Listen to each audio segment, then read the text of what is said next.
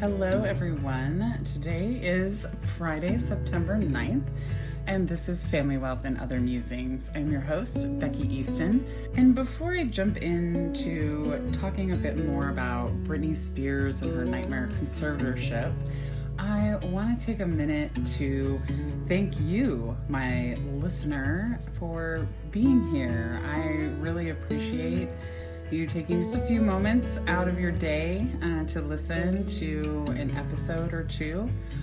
And if you ever have any questions for me that you'd like to hear me talk about, or some other episode idea, I'm definitely all ears, and you can reach out and leave a comment for us or leave a review on iTunes or Spotify.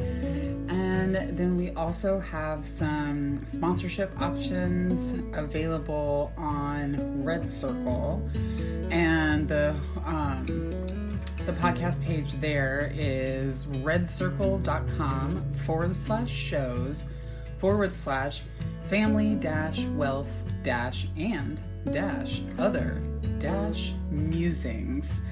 And you can sponsor the show and have access to, or subscribe rather, not sponsor.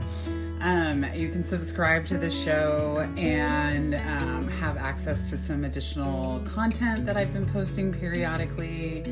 And then also even just, liking and following, donating one time, or as I mentioned, leaving us a review wherever you're listening would be really helpful. And this has been fun. This is, I guess, day 32, episode 31. And I have to say, I'm pretty proud of myself for still recording every day and getting an episode out to you guys. Again, if you're just joining, this podcast was inspired by a challenge to post one episode every single day for 1 year, even on Christmas, even on my birthday. Even a few weeks ago while I was a few weeks, I guess just last week when I was at Disneyland. And I don't have a good history of sticking to challenges like this. But, let's see where we go. I would have quit long before 32 days, though, before. So, pretty proud of myself. And if you're ever doing a challenge or something like this, I'd love for you to let me know so I can cheer you on. And with that, and having been sidetracked a little bit yesterday by the news of the Queen's death, which the world is now truly beginning to mourn her loss. It does feel a little, almost everybody alive right now does not remember a time before the Queen. And so just so interesting to kind of lose that constancy and kind of wondering what everything will be like.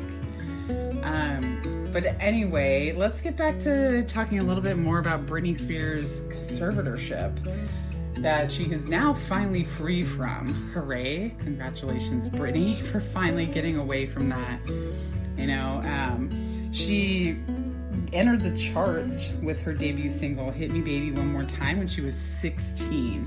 And since then, as I was saying a couple days ago, she's been one of the world's most famous and beloved pop stars. However, despite that massive fame and fortune, she just never truly had full control of her own life.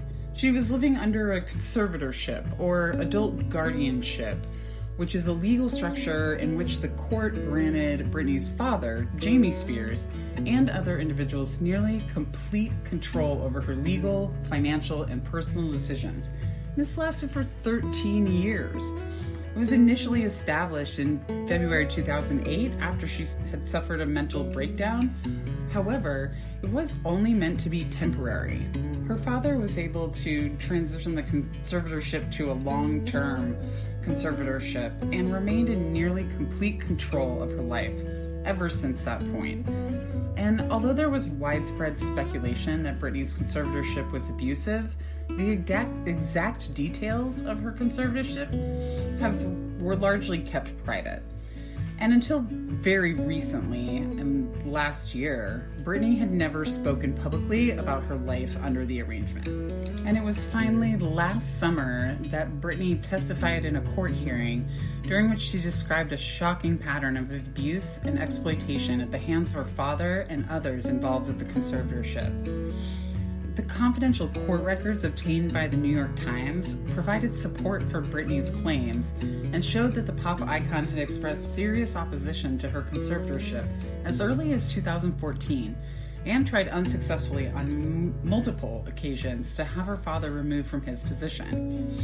In response to that, Britney's father flatly denied any wrongdoing, of course, and his lawyers filed a petition requesting the court investigate Britney's allegations of abuse.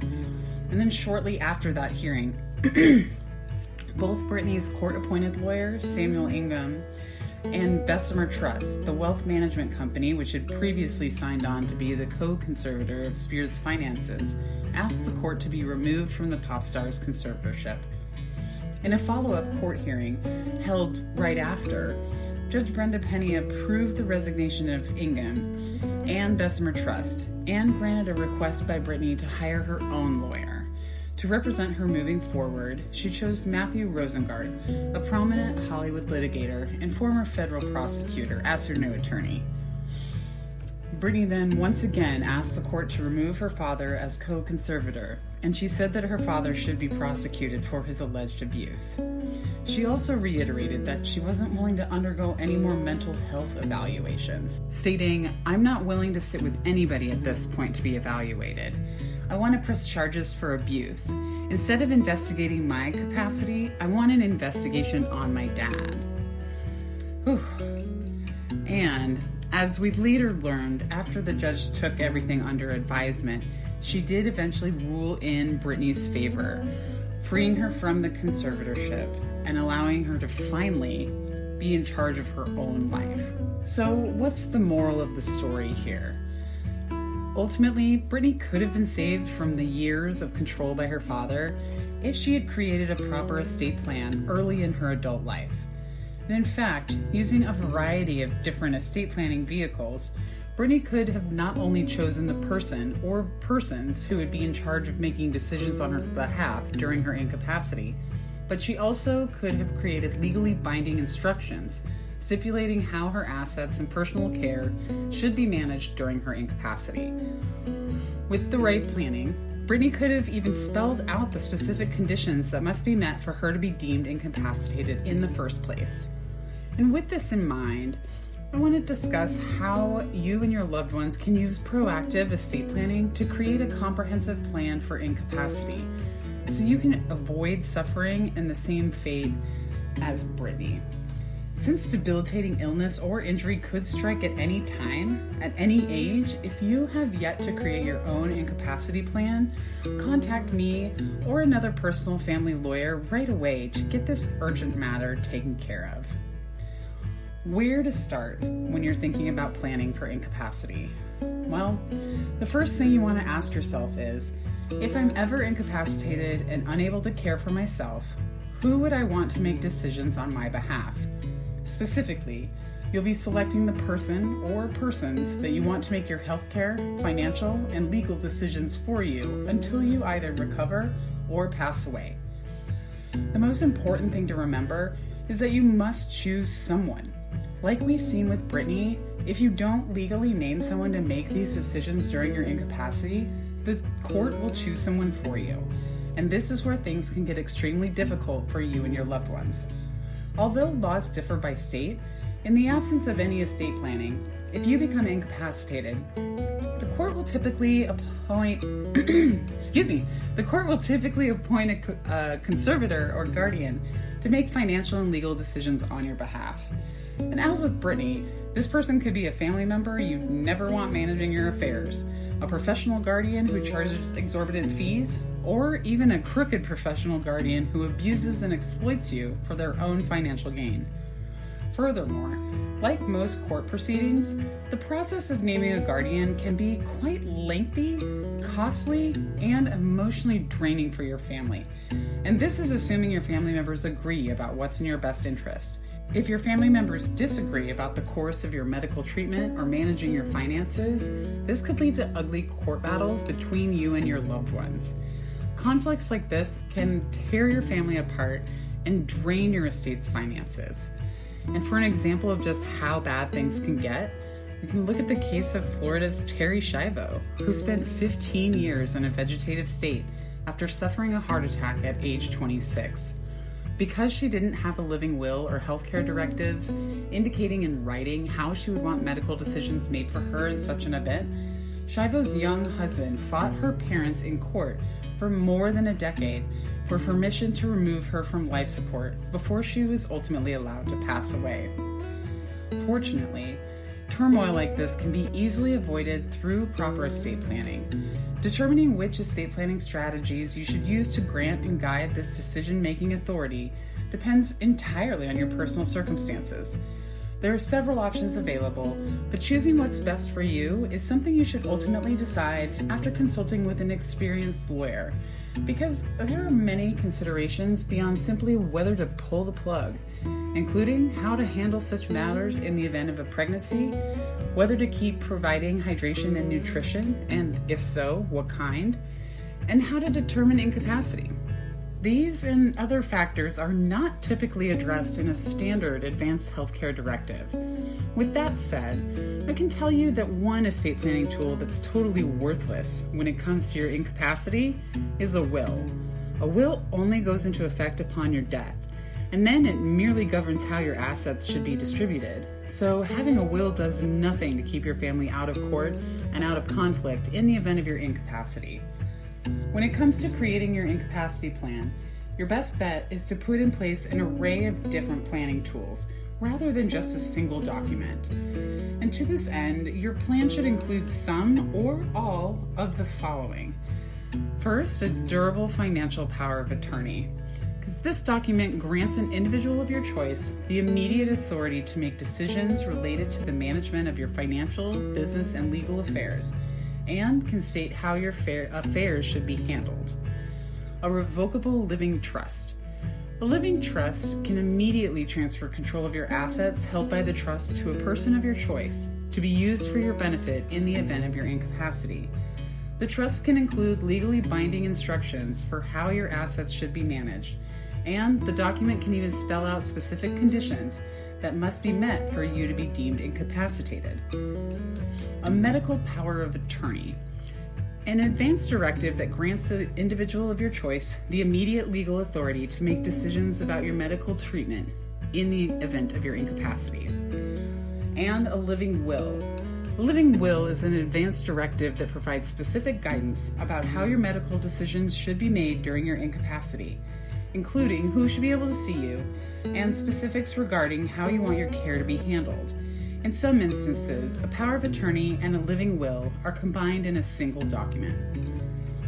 In the end, however, there's just one thing to remember about all of these documents. They're just documents, and they don't actually provide your loved ones with a trusted advisor who's often needed to deal with all potential outcomes and to navigate the legal system on your behalf. If you really want to keep your family out of court and out of conflict, you cannot just rely on documents to do it. Instead, these documents should be created by a lawyer who will get to know you, your wishes, and be there for you throughout the many stages of life, and ultimately be there for your family when you can't be. Furthermore, in addition to the estate planning documents I just mentioned, it's equally, if not more, important for your loved ones to be aware of your plan and understand their role in it. As a part of the planning process, a personal family lawyer will hold a family meeting with all the individuals impacted by your plan, where we can walk them through your plan, explaining the reasoning behind your decisions and what they need to do if something happens to you. And in the end, you'll find that the best protection comes from combining your comprehensive incapacity plan with a team of people who will care for you, can watch out for you, and know exactly what to do in the event tragedy strikes. As a personal family lawyer, we can guide and support you to put in place both of these elements. And in doing so, it would make it virtually impossible for a conservator or legal guardian to ever be appointed, or even need to be appointed against your wishes. And instead, we will create a robust plan that would allow you to stipulate how your life, healthcare, and assets should be managed if you ever become unable to manage them yourself. Keep in mind that your incapacity plan must be created well before you become incapacitated. You must be able to clearly express your wishes and consent in order for these planning documents to be valid. And even slight levels of mental illness or dementia could get them thrown out of court. Plus, as I mentioned earlier, an unforeseen accident or illness could strike at any time, no matter your age. So don't wait. Contact your lawyer today to get your incapacity plan started. Finally, it's vital that you regularly review and update your estate plan to keep pace with your changes in your life, in your family dynamics, and in the law. So if any of the individuals you've named becomes unwilling or unable to serve for whatever reason, you need to revise your plan accordingly, and your attorney can help with that as well. And although Britney's story is certainly tragic and it ultimately came out well for her in the end, her case has shined a spotlight on the potential for abuse that exists within the conservatorship and guardianship system. And in fact, her case has already inspired lawmakers at both the state and federal levels to take a closer look at adult guardianships and push for increased oversight and transparency for these legal arrangements. And as Representative Trahan from Massachusetts told Politico, if this could happen to someone who is as famous as Britney Spears, think about what's happening to regular Americans. We need to pull back the curtain on this. By the same token, Britney's story should inspire you to help make certain that you and your loved ones have the proper estate planning strategies in place, which will prevent the loss of autonomy, family conflict, and potential for abuse that comes with court-ordered guardianships and conservatorships. So again, if you've yet to plan for incapacity, I highly encourage you to give me a call if you're in either Arizona or Colorado and you'd like to discuss this more with me. You can reach out to my front desk at 480-999-4455. And you can also find a personal family lawyer near you at personalfamilylawyer.com. Family Wealth and Other Musings is available for download on almost all the platforms out there. So wherever you get your podcasts, you can find me. And I'd love it if you shared an episode with a friend, if you thought of someone who might be interested in these quick chats. I, again, would love if you'd introduce them, share an episode, because you're ultimately, helping to boost the show, help me find more people, and help more people find me. So again, thank you for listening in today. This has been Family Wealth and Other Musings, and I'm your host, Becky Easton. We'll talk to you tomorrow.